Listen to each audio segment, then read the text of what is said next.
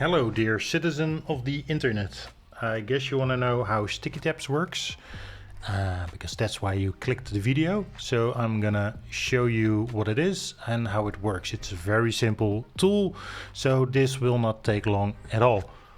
Now if you're like me and you're a developer, then you probably have like a gazillion windows open at the same time. You drag them around. Now I do have multiple monitors, so I can spread them out a little, but even then I kind of use all the space. You know, it's always chaos and it's always a mess, and my taskbar is full of icons. It's totally not workable.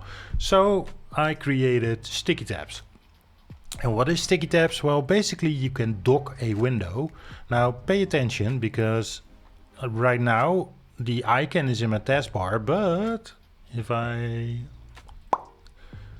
dock it, then okay, I had it stuck to my taskbar, but you see it's not active anymore. So when I take this notepad window, it will actually disappear from my taskbar.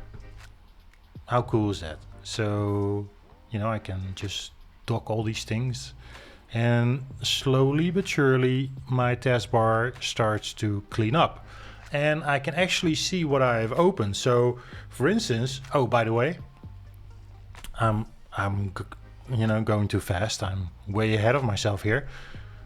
Let's track back a little. When you start sticky tabs, you get this little did you know window, and the first one is really important. It says run as administrator, and I absolutely advise you to do that, because if you don't run it as administrator, you cannot, I repeat, you cannot dock any administrator windows. So if you have a terminal open in administrator mode, but sticky tabs is not in administrator mode, you cannot dock that terminal. So do yourself a favor and run as administrator. I'm not forcing it on you, so you need to enable it in the settings. How do you get to the settings? Okay, well, all you get when you start sticky tabs is this tray icon. You can enable it or disable it. You can click settings, and this is where you'll find run as administrator. So when you check it, it will ask you if you want to restart sticky tabs as an administrator, and you just click yes. You can also configure here the default color. You see we have this teal color, but let's say you fancy purple. You can put it here. And let's also say you hate rounded corners. You hate it with a passion. So you can just drop this to 0. Now it will not change the tabs that you've already created, but if you redock them, then you'll see your changes. Now I've got square tabs, and they're in purple. Now this is a good example. I'm here in an Ubuntu terminal, and when I dock it, I just see a squiggly line there, and that doesn't really tell you a lot, does it? So I can rename the tab. I'll say WSL, because that's it, Ubuntu. And now it makes more sense to me as a developer. So I can just undock it, and now you're wondering, okay, but will it remember that I named it WSL? And yes, it does. And now I'm going to use the shortcut to dock it on the left edge. I'll just do Control Alt left arrow, and there we go. And you see we still have that name, WSL Ubuntu. All right, so that's all fine and dandy. What else can we do? Right, we can change the tab color to very bright, and then change the text color to very dark. We can also schedule tabs. So let's say that you want Notion, this is Notion, to undock itself at a certain time so you don't forget to work on something.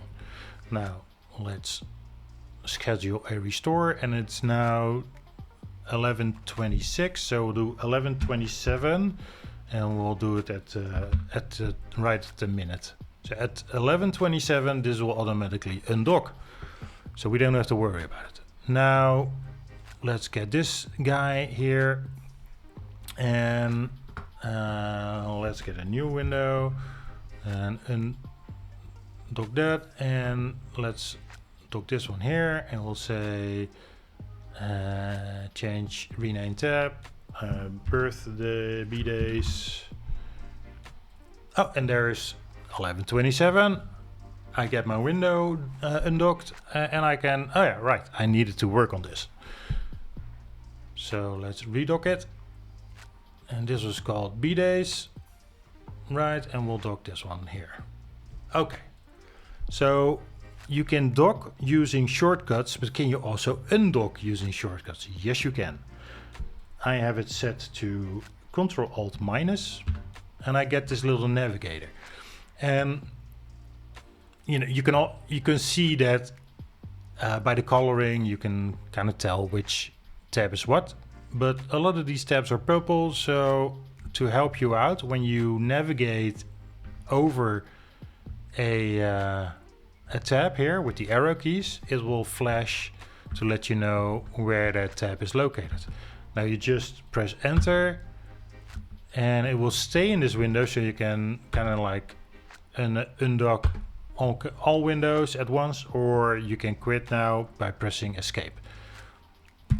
Another fun feature of that little window is, let me press it again, Ctrl-Alt-, is that you get a little preview of the stuff that you docked. So you can see in the preview, it was my Notion window, in case you have multiple windows open and you kind of don't know what's behind that tab anymore.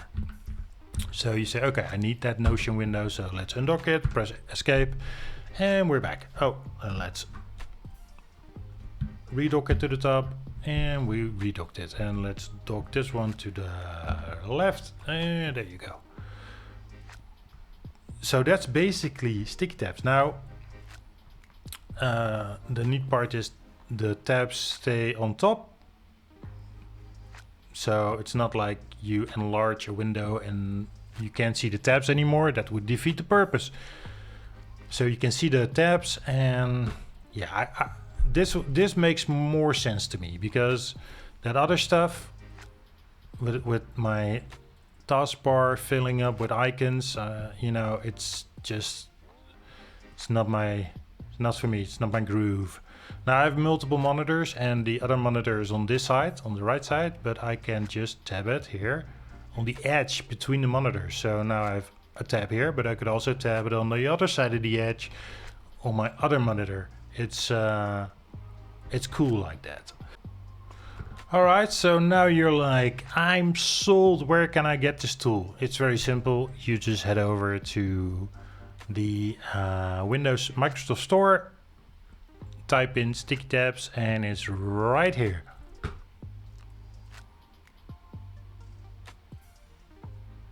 So that's about it. That's how it works. It's not much to it, but very handy indeed. I'll catch you later.